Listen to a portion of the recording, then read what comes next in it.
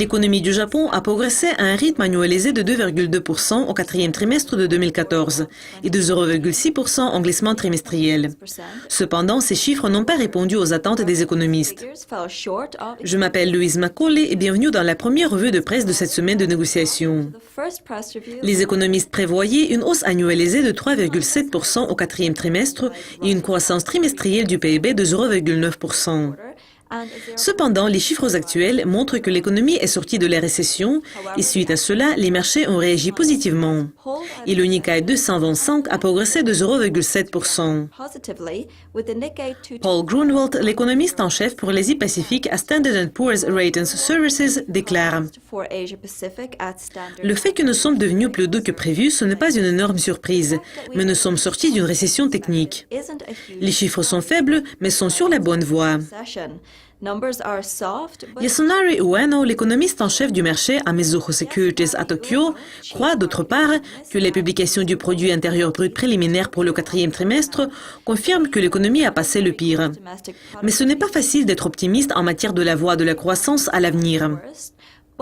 Les exportations japonaises ont augmenté de 12,9% en décembre l'année dernière grâce à l'affaiblissement du yen et à une reprise de la demande étrangère. Mais l'élément le plus décevant du PIB était une pauvre croissance des investissements des entreprises. Glenn Levine, l'économiste principal à Moody's Analytics, dit « Le secteur des entreprises du Japon connaît des niveaux de bénéfices records. Il se trouve au sommet d'une montagne d'argent. Les entreprises ayant rapport aux exportations, en particulier celles qui bénéficient des meilleures ventes à l'exportation, sont liées à l'affaiblissement du yen. Donc, jusqu'ici, les entreprises ont été réticentes à déployer de l'argent et de l'investissement dans des capacités supplémentaires. Cela montre que les entreprises sont sceptiques en matière de la question si l'économie nationale est sur son chemin vers la croissance. Il reflète si Abenomics du Japon travaille. Dans un effort pour lutter contre le déficit budgétaire du Japon, Shinzo Abe a augmenté la taxe de consommation l'année dernière de 5 à 8%, et comme résultat, les dépenses des consommateurs se sont ralenties et l'économie s'est contractée. Une nouvelle hausse de la taxe à la consommation a été prévue pour cette année, mais elle a été actuellement reportée.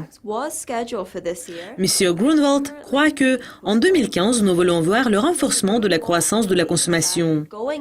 Nous voulons voir que les entreprises commencent à investir et la croissance du PIB nominal progresse également. Cela conclut la revue de presse d'aujourd'hui. Pour apprendre plus sur l'économie japonaise et les réactions du marché à la réunion de politique monétaire de la Banque du Japon, ne manquez pas l'émission de ma collègue Monica Gibson ce jeudi sur Dukascopy TV. Mais pour le moment, au revoir.